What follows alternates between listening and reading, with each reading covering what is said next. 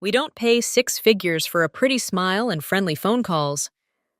That's what my manager told me after I brought in over $11 million in sales in less than a year. I laughed in disbelief, not because it was funny, but because I realized I was no longer waiting to be valued. I was planning my exit. Before we dive deeper, can I ask you something? Have you ever been told to be grateful for a job that clearly underpaid and undervalued you? If you've ever stayed silent, waiting to be seen, only to be overlooked, your story matters. Share it below. Someone out there needs to know they're not alone. 3 years.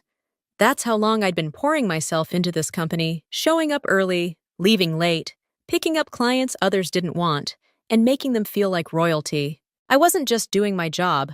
I was building something. A real book of business, client by client, call by call. They said sales was a numbers game. But to me, it was personal. I remembered birthdays, kids' names, anniversaries. I handled complaints before they became problems. I turned one-off orders into long-term contracts and short-term interest into loyalty.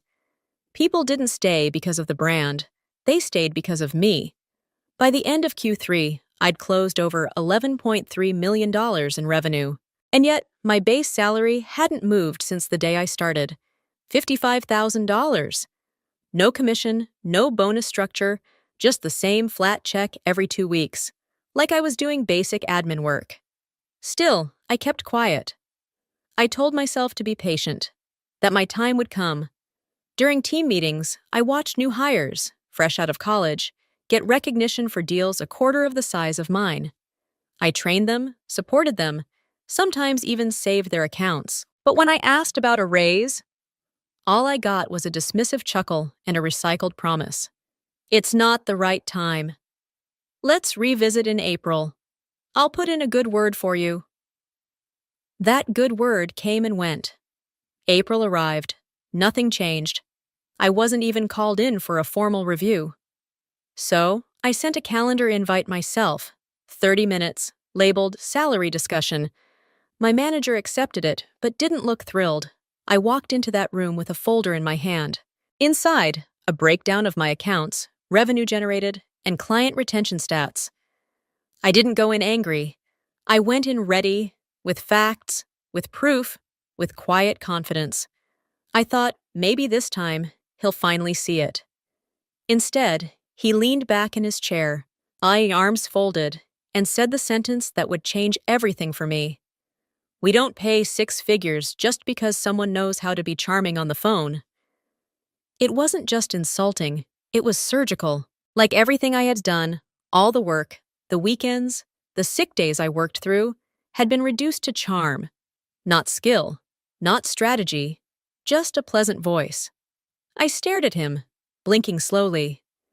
Not crying, not reacting, just watching the version of reality he had created for himself. One where I was easily replaceable. One where I should be grateful to have a job at all. That's when it clicked. They were never going to pay me what I was worth. Not because I hadn't earned it, but because acknowledging my value meant disrupting the system that kept them comfortable. So I nodded, stood up, and left the folder on the table. I didn't fight. I didn't beg. I just started planning my way out, with the same precision I used to close every single deal. I didn't submit my resignation that day. I didn't even storm out. I walked back to my desk, answered 2 client emails, and stayed until 5 p.m. like nothing happened. Because even in that moment, after being insulted, devalued, and reduced to a voice, I still hadn't let go of hope. That's the cruelest part of corporate loyalty. It doesn't break all at once. It frays. Slowly, quietly, while you keep showing up with your chest wide open. I spent that evening replaying everything, the trade shows I flew to on weekends, the nights I stayed late reworking client proposals, the Saturday I missed my niece's dance recital because one of our legacy accounts had a last-minute logistics issue and no one else was available to take the call. I thought of the time I worked through a flu so severe I could barely speak above a whisper.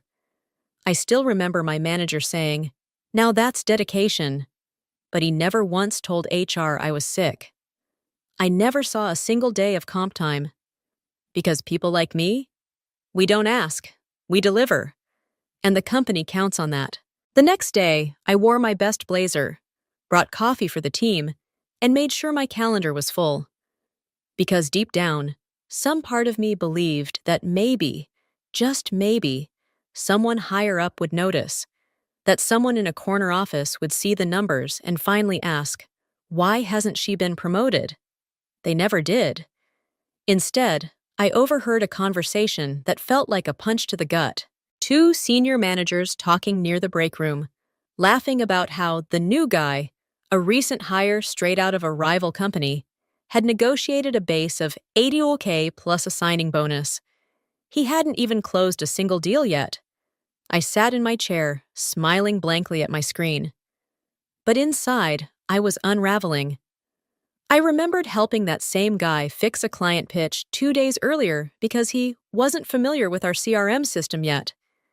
I had sent him templates, walked him through the pricing tiers, proofread his slides, and then I watched him be rewarded for walking through a door I had held open for him. That was the moment the hope finally cracked.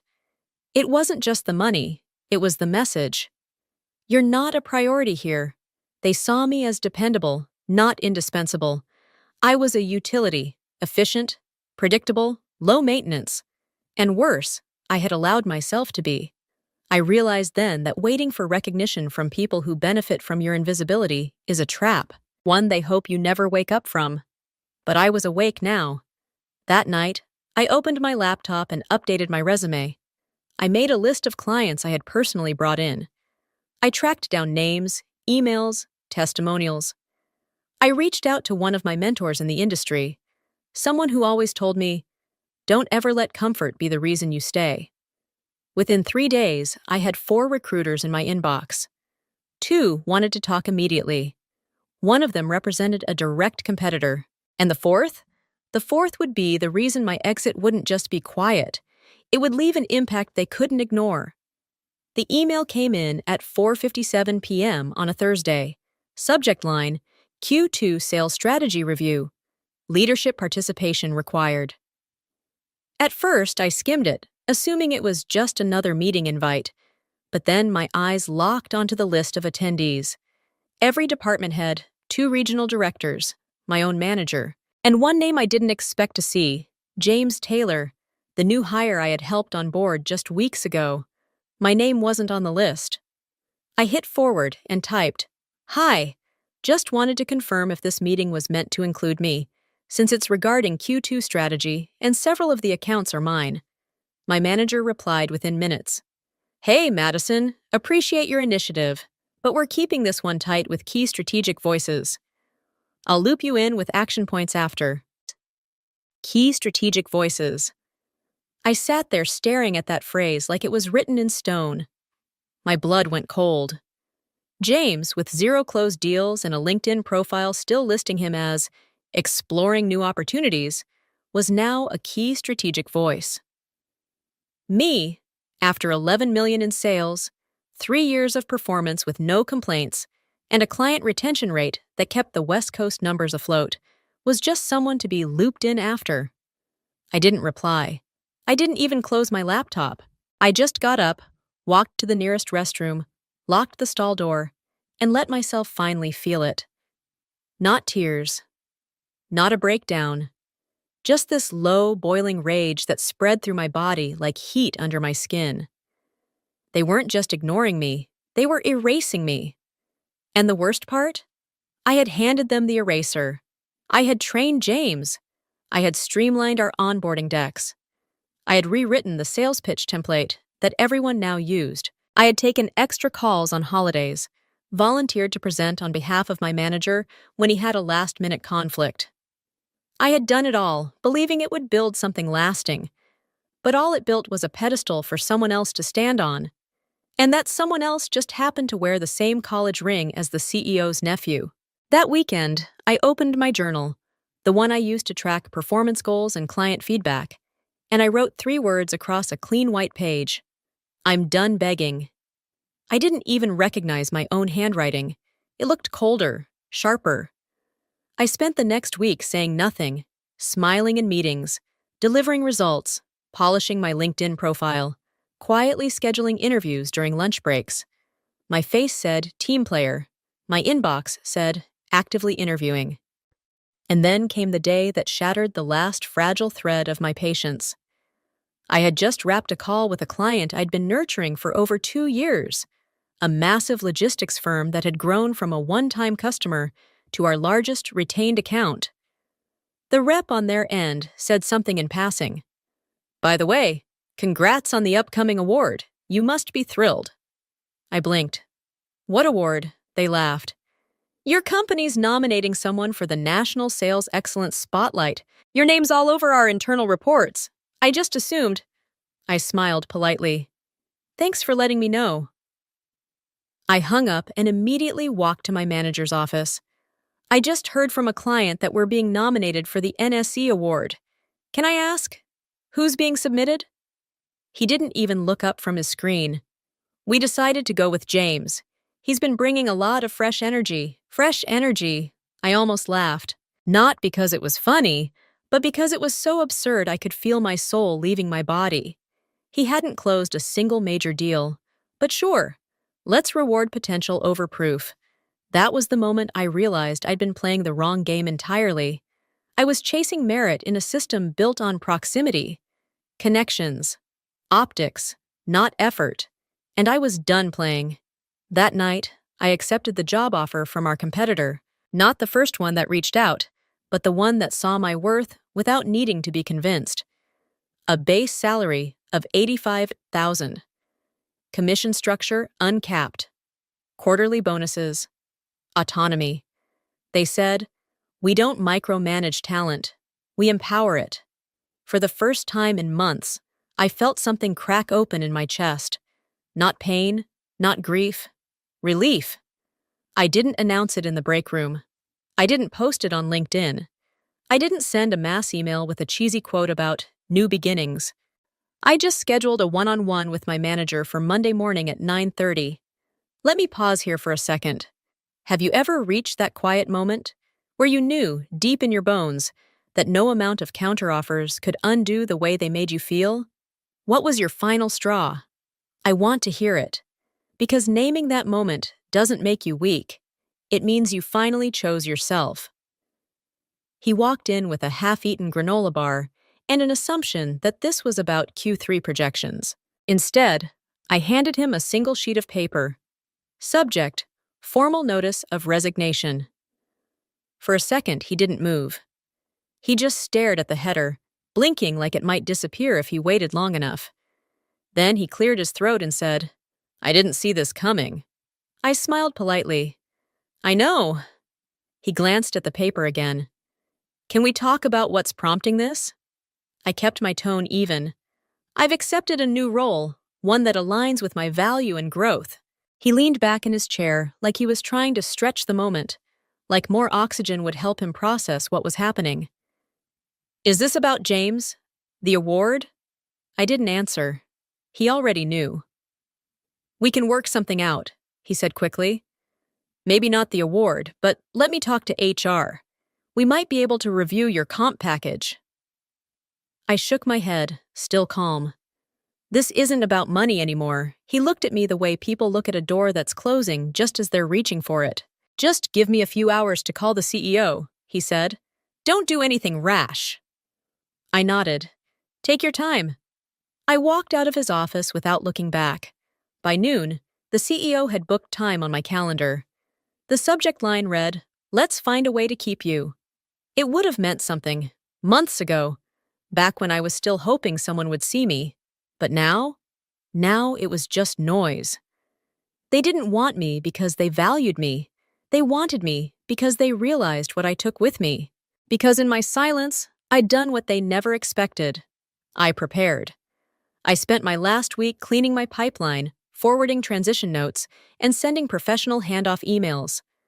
No drama, no tension, just clockwork precision. But behind the scenes, something was shifting. Clients started reaching out, not because I contacted them, but because they noticed my absence. One message read, Hey Madison, heard a rumor you're leaving. Please let us know where you're headed. We'd like to keep working with you. Another came 2 hours later. If you're not our account rep anymore, we'll be reevaluating the relationship. I didn't respond, not yet. The leadership team didn't know it yet, but the house they built wasn't stable. It stood on the quiet labor of people like me, people they called replaceable. And now? The first cracks had started to form. The conference room was already cold when I walked in. Maybe it was the air conditioning. Maybe it was the tension. 3 men sat at the end of the glass table. My manager, the head of sales, and the CEO. Each had a leather notebook in front of them, untouched cups of coffee, and the look of people who thought they could still win this. Madison! The CEO stood as if to disarm me with manners. We're glad you made time to talk. I nodded, placing my resignation folder on the table without sitting down. Of course. I figured you'd want clarity. My manager gestured toward the seat across from him. Please sit. Let's be constructive. I sat, but I didn't lean in. I didn't smile. I waited. The head of sales went first. Let me cut to it. You're a valuable asset. Losing you would set back the West Coast account significantly. We think there's still a way forward. The CEO nodded like a pastor about to deliver grace.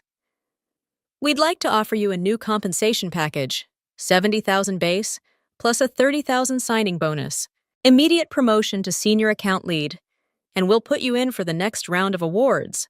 That sound like a fair place to start? It was a good offer, on paper, maybe even a great one for someone who hadn't seen what I'd seen behind their curtain. But I didn't flinch. I folded my hands. Then I asked quietly, if I'm worth $100,000 today, what was I worth last month? Silence. The CEO blinked. Excuse me? I looked directly at him. When I asked for a raise 4 weeks ago, your manager told me I wasn't a strategic voice. He told me we don't pay 6 figures for charm. Was that your directive or his interpretation? He shifted in his seat. We've had to reevaluate things recently. No, I cut in. Calm, precise. You didn't reevaluate. You panicked. My manager opened his mouth, but I held up a hand. I know how much revenue I've generated. I know how many accounts I've saved. I know how many people I've trained who now outrank me. And I know exactly why this offer is on the table now. Because I'm walking away. And because you finally realized I was holding up more than you thought. A flicker of something passed through the CEO's eyes. Recognition. Maybe even respect. But it didn't matter.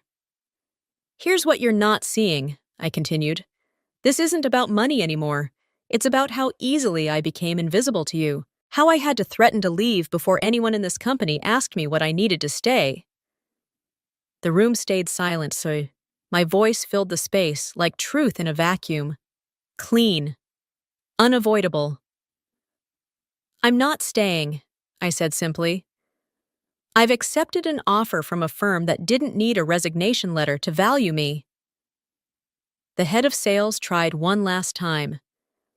We can still improve the offer. Name your number. I smiled. You're still thinking like I'm negotiating. Then I stood up, picked up my folder, and looked at each of them one last time. You built a system where silence was rewarded and loyalty was punished. Now you get to live with the result. The CEO leaned forward. Madison, at least consider... But I was already walking out.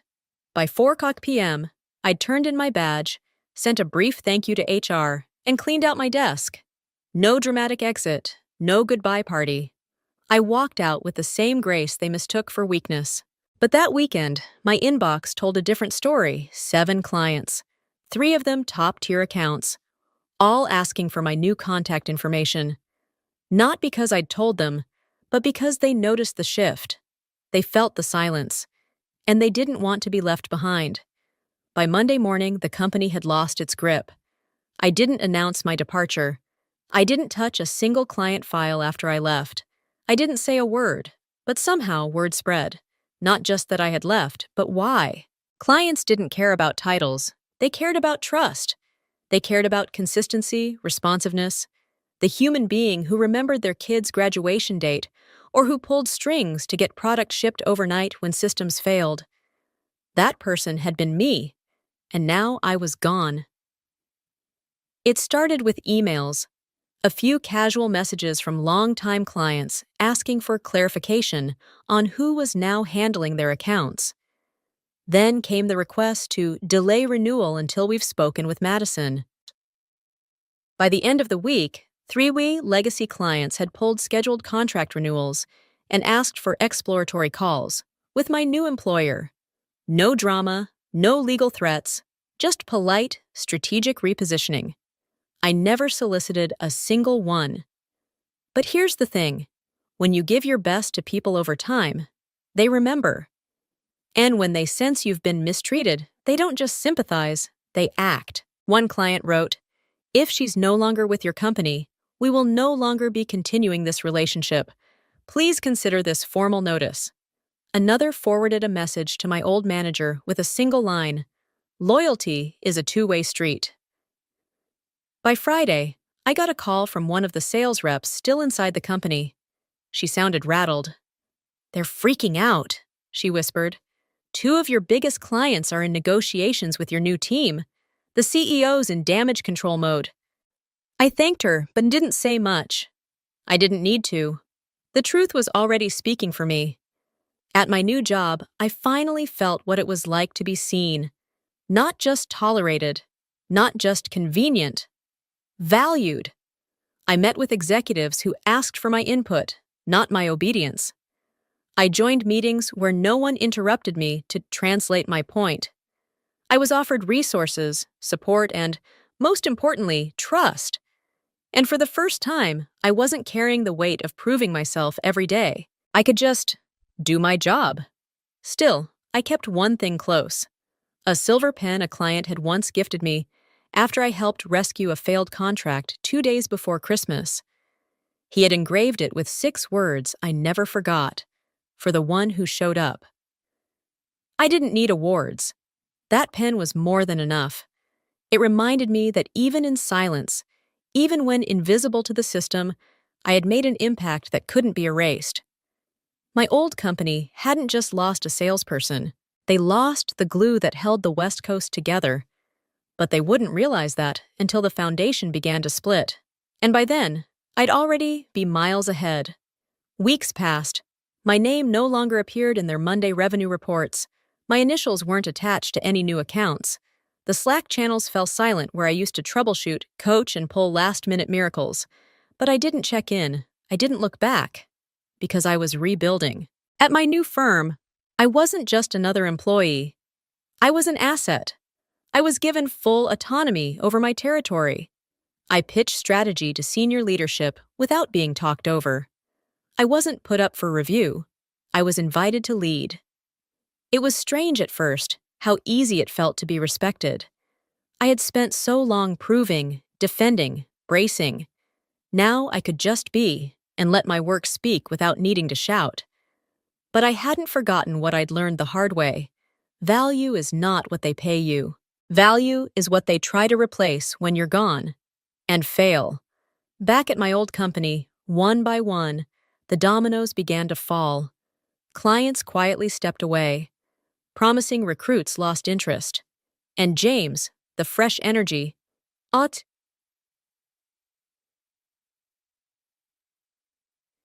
couldn't maintain what he'd inherited, not because he lacked intelligence, but because he never earned trust. And no amount of buzzwords or bonus checks could buy that. I heard, through someone still inside, that they eventually split my accounts across 3 different reps. 3 people, to replace one woman they once told wasn't strategic enough. I didn't feel triumphant. I felt free. And in that freedom, I found clarity. I was never asking for too much. They were offering too little. If you've ever been told to be patient while others leapfrog over you, or if you've ever watched someone get rewarded for potential while you carry results, please hear me. You are not hard to work with. You are not too ambitious. You are not asking for too much. You're asking the wrong people. Sometimes walking away isn't giving up. It's finally choosing yourself. Have you ever left a job that didn't see your worth, or stayed longer than you should have, hoping things would change? Tell your story, because the silence that once held us back can now set someone else free.